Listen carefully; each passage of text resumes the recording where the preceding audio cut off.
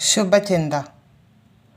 അഭിനന്ദനങ്ങളുടെ അത്ഭുത പ്രവർത്തന ശേഷിയാണ് അപ്രതീക്ഷിതവും അസാധാരണവുമായ പ്രകടനങ്ങൾക്ക് വഴിയൊരുക്കുന്നത്. തക്ക സമയത്തും അർഹിക്കുന്ന രീതിയിലും ലഭിക്കുന്ന അംഗീകാരങ്ങൾ അസാമാന്യ ഊർജപ്രവാഹം സൃഷ്ടിക്കും.